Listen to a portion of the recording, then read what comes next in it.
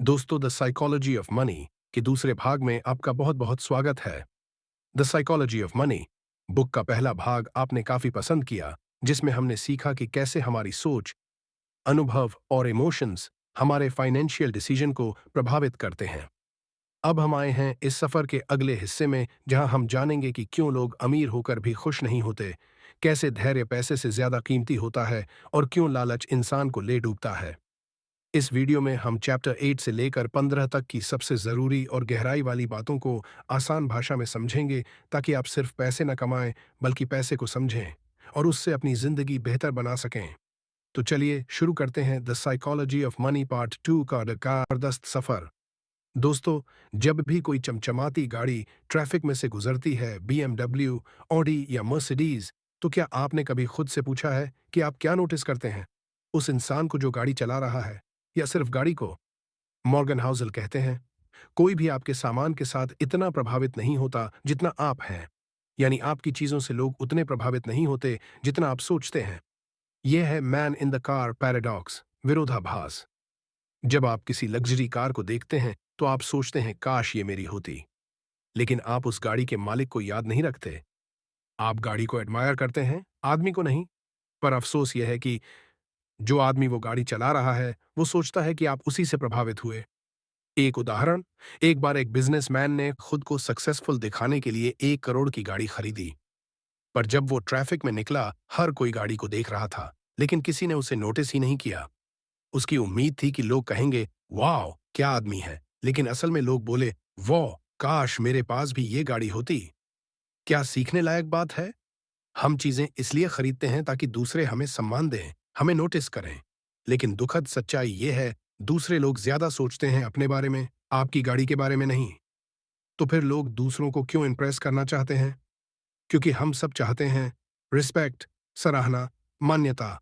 लेकिन real respect चीजों से नहीं, किरदार से आता है, इंसानियत से आता है।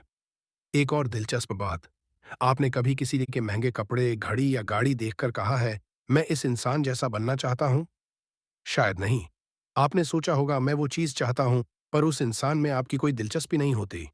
क्या यह हमारी गलती है? नहीं, ये हमारे दिमाग की एक नेचुरल सोच है। हम चीजों को देखकर उनकी वैल्यू आंकते हैं।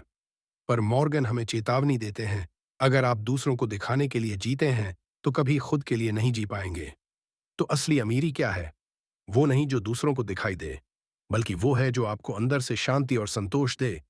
कई बार वो इंसान जो सादी गाड़ी चलाता है, उसके पास 10 लग्जरी कार खरीदने का पैसा होता है, पर वो दिखावे की बजाय संतुलन को चुनता है। टेक अवे पॉइंट्स, लोग आपकी चीजों से नहीं, खुद की सोच से प्रभावित होते हैं। दिखावे की दौड़ में असली खुशी खो जाती है। इज्जत दिखावे से नहीं, स्वभाव और व्यवहार से मिलती है। जिस दिन आप दिखाने के लिए नहीं, जीने के लिए काम करेंगे, वहीं से असली अमीरी शुरू होती है।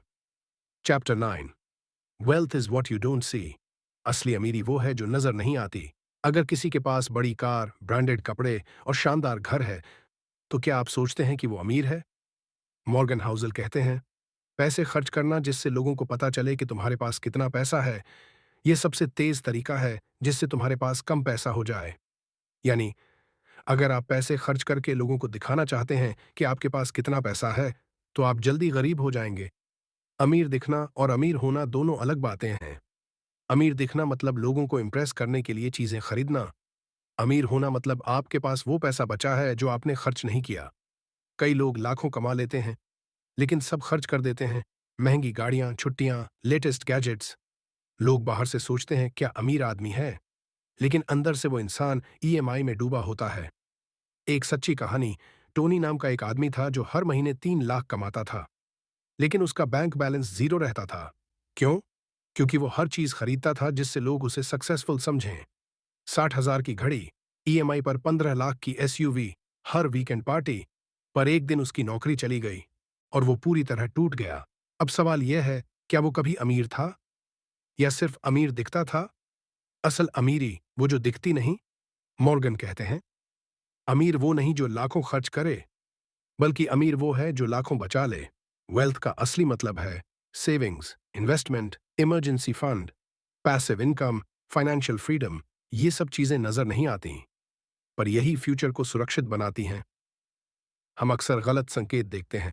जब हम किसी को लग्जरी चीजों के साथ देखते हैं तो हम मान लेते हैं कि वो अमीर है, लेकिन हम ये नहीं देखते कि उनके ऊपर कितना कर्ज है, उनके पास सेविंग्स है या नहीं, वो पैसे से कितना स्ट्रेस लेते हैं। एक उदाहरण, दो दोस्त थे, राहुल और समीर। राहुल हर महीने 7,000 रुपए कमाता था और हर खर्च कर देता था। समीर 50,000 रुपए कमाता था लेकिन हर महीने 10,000 रुपए बचाता था।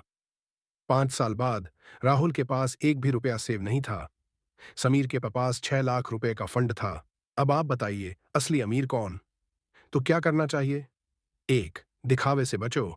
अमीरी की सबसे बड़ी निशानी है सादगी और नियंत्रण। दो, वेल्थ का असली मतलब समझो। जो पैसा आपने बचाया है वही आपकी संपत्ति है। तीन, फाइनेंशियल आजादी को प्राथमिकता दो।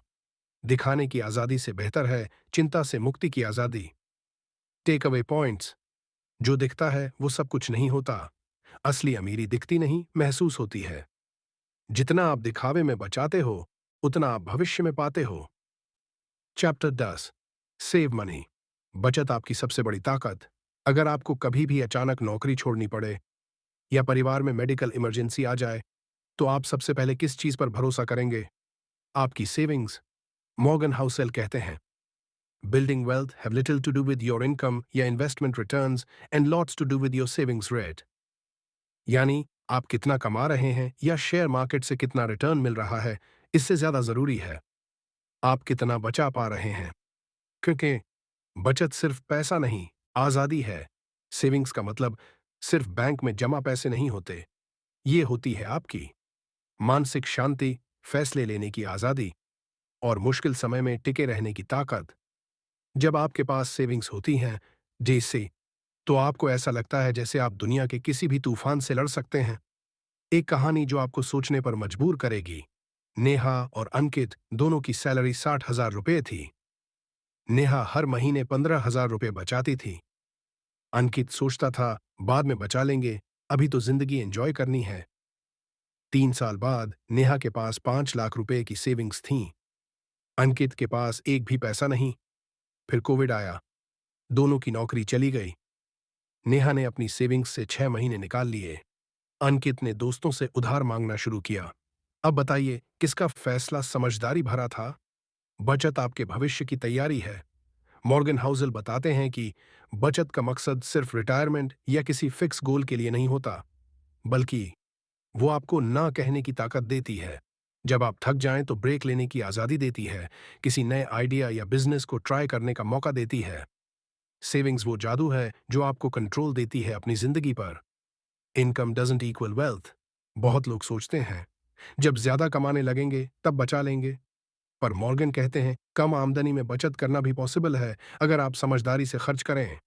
बचत आपकी आदत होती है, न कि आपकी करने की इनकम पर निर्भर। एक दिलचस्प उदाहरण, रमेश की सैलरी 25,000 रुपए थी। वो रोज 100 से 85 रुपए बचा लेता था। उसने छोटे छोटे खर्चों को काटा, बाहर खाना, बेवजह के सब्सक्रिप्शन, ब्रांडेड कपड़े। 5 साल में उसने 2 लाख रुपए बचा लिए और उसी से उसने एक छोटा सा बिजनेस शुरू किया।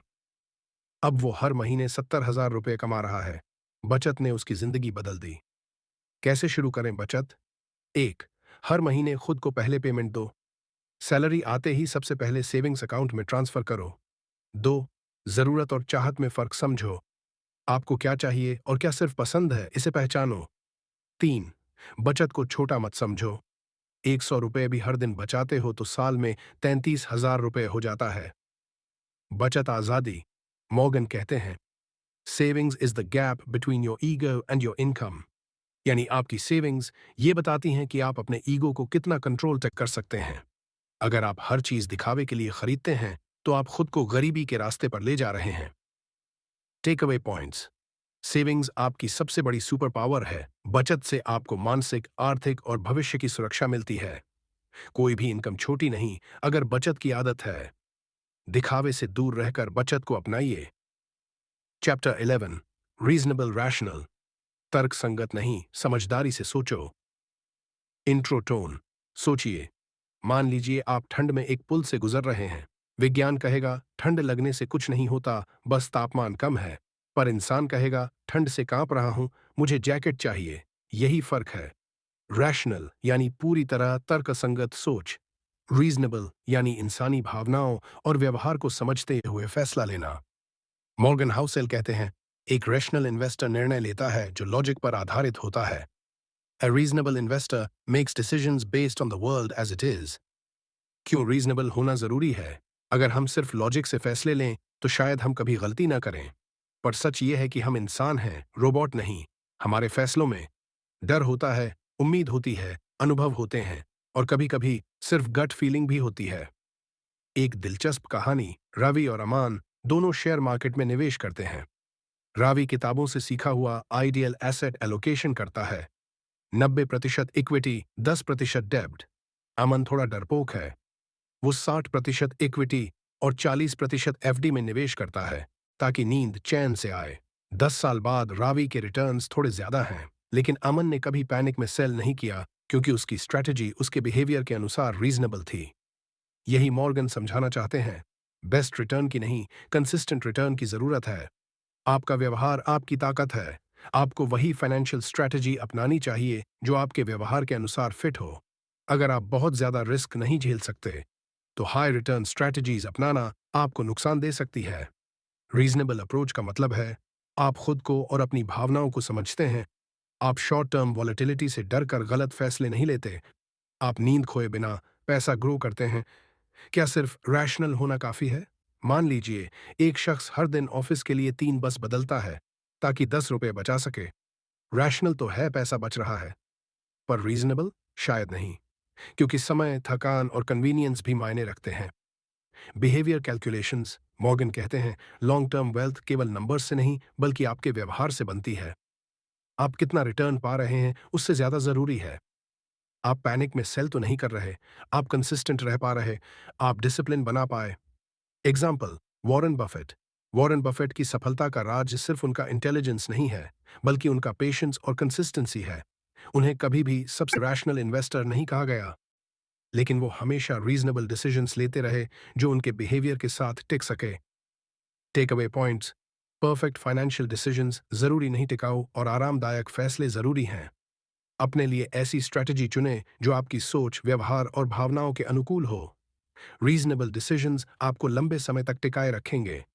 इन्वेस्टिंग में लॉजिक से ज्यादा इमोशन को समझना जरूरी है। Chapter 12, surprise. सरप्राइज, जब भविष्य हमें चौंकाता है। कल्पना कीजिए, आपने एक शानदार प्लान बनाया है, 5 साल में ईएमआई खत्म, 10 साल में खुद का घर, 15 साल में फाइनेंशियल फ्रीडम। लेकिन अचानक कोरोना जैसी महामारी आ गई, नौकरी चली गई, शेयर मार्केट गिर गया या फिर कोई मेडिकल इमरजेंसी आ गई। यानी लाइफ ने आपको दे दिया एक बड़ा सरप्राइज। इस अध्याय का संदेश, मॉर्गन हाउसेल कहते हैं, इतिहास को देखना आसान है लेकिन उसका दोहराव बहुत मुश्किल। मतलब, हम भविष्य की योजना हमेशा बीते हुए अनुभवों के आधार पर बनाते हैं, लेकिन असली जिंदगी में सबसे बड़ा असर डालने वाली घटनाएं वो होती हैं जो कभी पहले नहीं हुई थीं। एक कहानी, 2008 की आर्थिक मंदी, 2008 की ग्लोबल फाइनेंशियल क्राइसिस को लीजिए। किसी ने नहीं सोचा था कि बड़े बड़े बैंक डूब सकते हैं, लाखों लोग एक झटके में बेरोजगार हो जाएंगे और करोड़ों का निवेश एक रात में आधा हो जाएगा। लेकिन ये हुआ, और ये इतिहास नहीं, सरप्राइज था। अब सोचिए, क्या 2007 में किसी ने अपने फाइनेंशियल प्लान में क्रैश लिखा था? नहीं। तो क्या इतिहास पढ़ना बेकार है? नहीं। इतिहास पढ़ना जरूरी है, पर उसमें छिपे पैटर्न्स को समझना और यह मानकर चलना कि भविष्य हमेशा नया होगा, यह ज्यादा जरूरी है। मॉर्गन कहते हैं, history is the study of surprising events. इतिहास की सबसे महत्वपूर्ण घटनाएं अप्रत्याशित रही हैं। फाइनेंशियल प्लानिंग में सबसे बड़ा झूठ क्या है? कि सब कुछ आपके कंट्रोल में है। हम सोचते हैं एसआईपी कर रहे हैं, बजट बना लिया, इंश्योरेंस ले लिया, अब कोई दिक्कत नहीं होगी, पर फिर एक सरप्राइज सब कुछ बिगाड़ देता है। इसलिए बुद्धिमानी क्या है? सरप्राइज को एक्सेप्ट करना और उससे निपटने की तैयारी रखना। इमरजेंसी फंड बनाएं, इंश्योरेंस लें, सिर्फ हेल्थ नहीं, टर्म इंश्योरेंस भी। इन्वेस्टमेंट में डाइवर्सिफिकेशन रखें, और सबसे जरूरी, हमेशा थोड़ा पैसा ऐसे रखें जिसे आप वर्स्ट केस के लिए रख रहे हैं। एक और उदाहरण स्टार्टअप्स की दुनिया से। मान लीजिए राहुल नाम का लड़का एक टेक स्टार्टअप शुरू करता है। उसने हर चीज की कैलकुलेशन की है, market size, competitors, budget, expected profit. लेकिन 1 साल बाद एक बड़ा कंपनी वैसा ही प्रोडक्ट फ्री में लॉन्च कर देती है। अब राहुल का पूरा प्लान फेल। ये उसका फॉल्ट नहीं है, ये था सरप्राइज। इसलिए मॉर्गन का सुझाव: 1. अपनी प्लानिंग में फ्लेक्सिबिलिटी रखें। 2. ऐसा माइंडसेट रखें जो कहता है कुछ भी हो सकता है। 3. एक्सट्रीम इवेंट्स को हल्के में न लें, वही सबसे ज्यादा असर डालते हैं। लाइफ मनी दोनों अनप्रिडिक्टेबल हैं। जब चीजें आपके हिसाब से न हों तो घबराएं नहीं।